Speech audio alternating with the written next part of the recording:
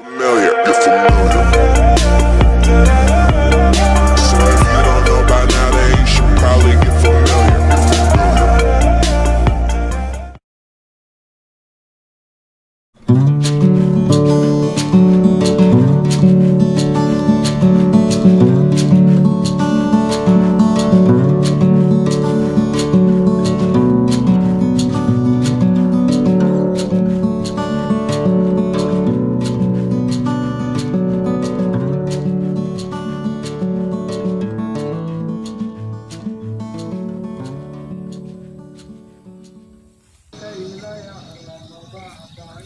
Bismillahirrahmanirrahim. Assalamualaikum warahmatullahi wabarakatuh. Sahabat Tani Nusantara, ketemu lagi dengan channel Bung Tani. Semoga sahabat tani dimanapun dalam kondisi sehat walafiat, kemudian juga tanamannya dalam kondisi sehat dan memberikan hasil yang maksimal tentunya. Dan jangan lupa rawatlah tanaman sebaik mungkin. Apabila tanaman kita rawat dengan baik, insya Allah hasilnya juga akan baik. Oke sahabat tani Nusantara dimanapun berada, kali ini kita lagi jalan-jalan sore sambil melihat kondisi kebun pinang betara kita. Hari ini saya ingin membuat sebuah video karena udah beberapa kali sahabat-sahabat subscriber Bung Tani yang minta dibuatin video mengenai analisa budidaya pinang betara ini.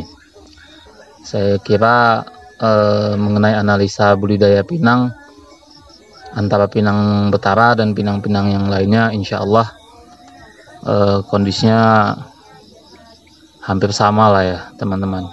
Jadi hari ini kita akan bahas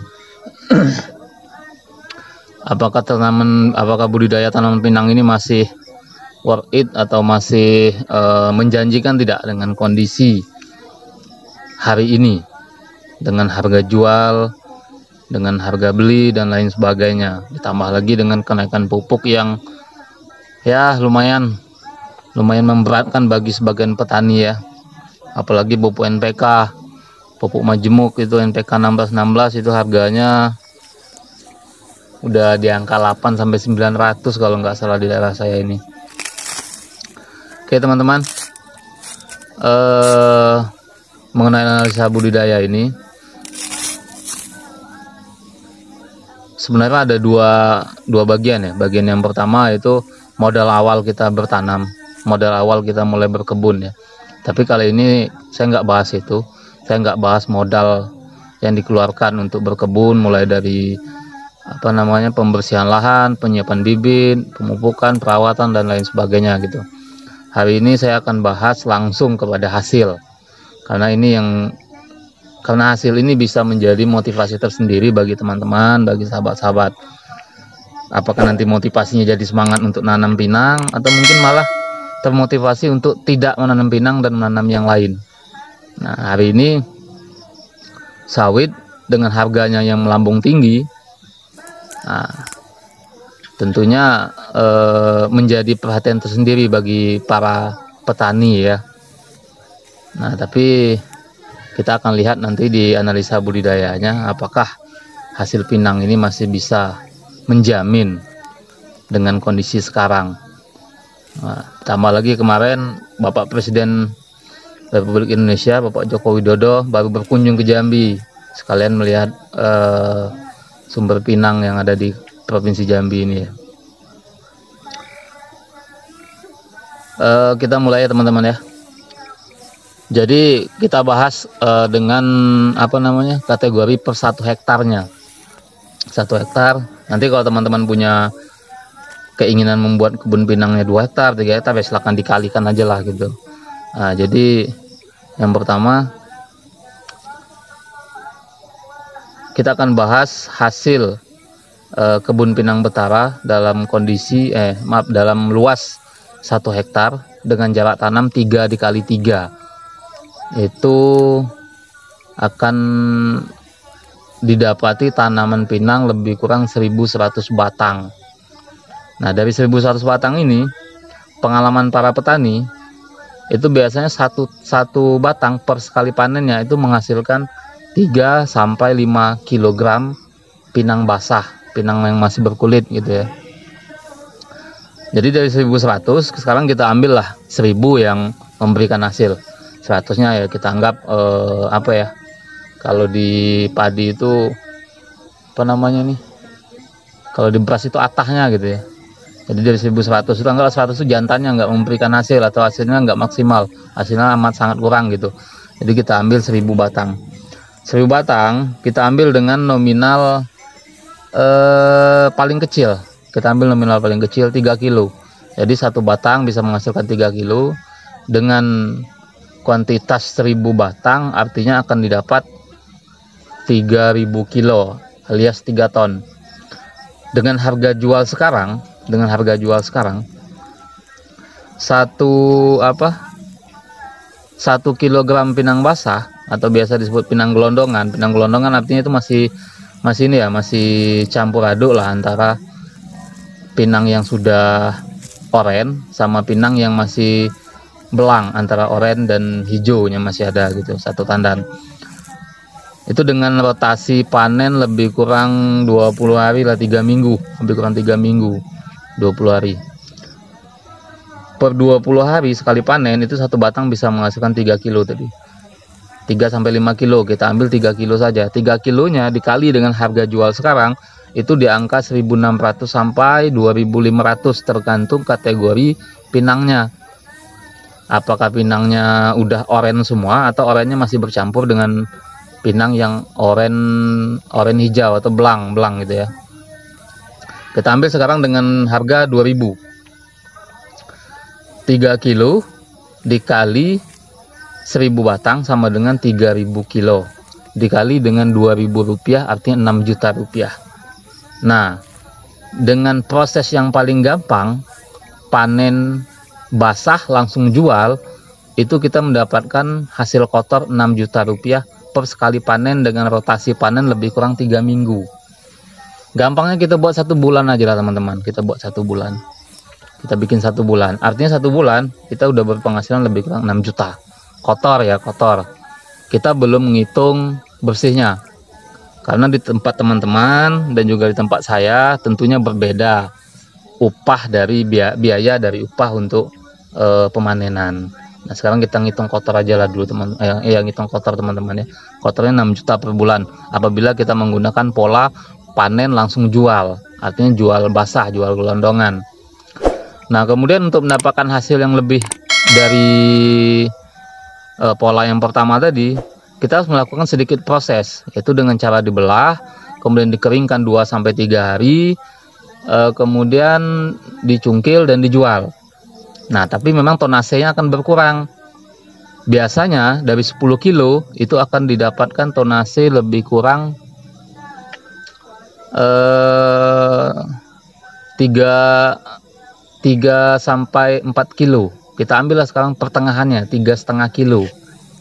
3,5 kilo ya.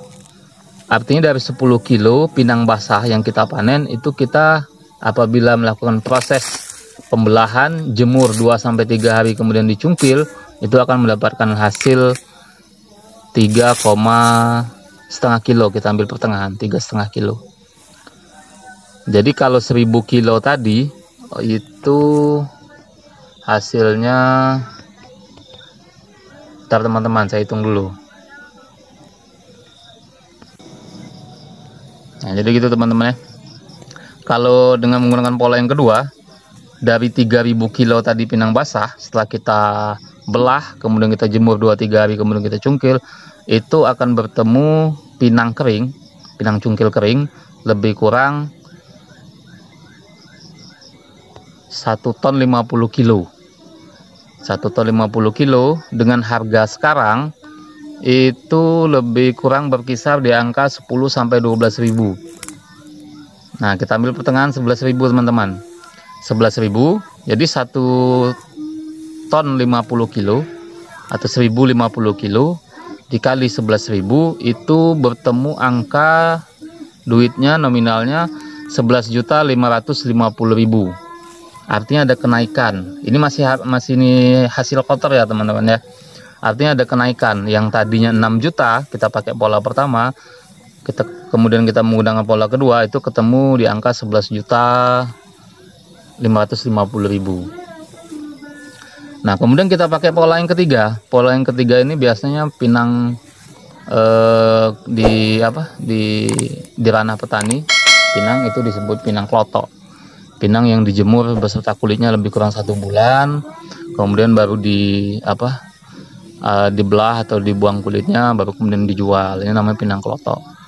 Nah, pinang klotok hari ini harganya itu berkisar di antara harga 13 ribuan. Kita ambil 13.000.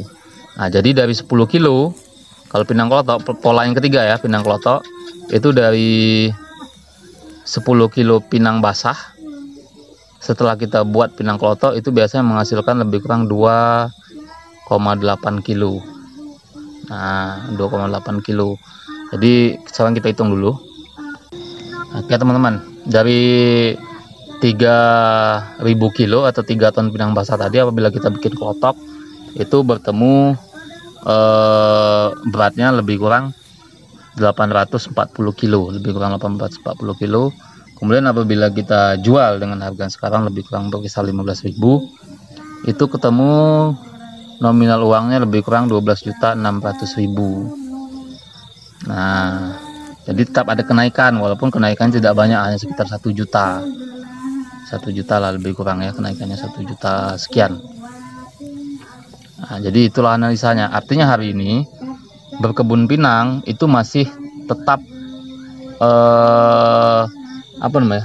masih tetap sebuah usaha yang menjanjikan dengan harga kondisi sekarang. Itu pun harga udah agak turun ya teman-teman ya. Harga per hari inilah itu udah turun. Nah, harganya kan fluktuatif, sama lah kayak sawit, kadang naik kadang turun. Nah, itu harganya lagi agak turun. Mudah-mudahan kita doakan semuanya sama-sama supaya harga pinang kembali naik. Tapi hebatnya pinang itu harganya nggak pernah benar-benar anjlok. Dia rada-rada stabil, turun sedikit, naik sedikit gitu. Nggak pernah lah yang istilahnya memang anjlok seperti kemarin sawit ya. Pernah sampai di angka Rp400 per kilogramnya. Nah, untuk diketahui teman-teman, itu harga tadi adalah harga di tingkat petani. Artinya harga di agen-agen kecil lah gitu, di toke-toke pinang kecil. Akan berbeda lagi ketika kita bawa langsung ke gudang besar, atau mungkin kita bawa ke pabrik penampungan sebelum pengolahan gitu. Tentu hasilnya akan berbeda. Nah, secara logika, kalau memang kita udah punya kebun pinang 1-2 hektar dengan penghasilan 3-6 ton per bulannya, ya nggak usah dijual ke toke-toke kampung lagi gitu, bahasa mohon maaf ini, langsung saja bawa ke gudang besar. Nah, bukannya menghentikan rezeki orang lain, tapi tentu kita juga ingin mendapatkan hasil yang lebih besar. Nah, perlu diingat teman-teman, itu hasil kotor, itu belum kita kurangi dengan biaya pemanenan, biaya pembelahan pinangnya, kemudian juga biaya pemupukan.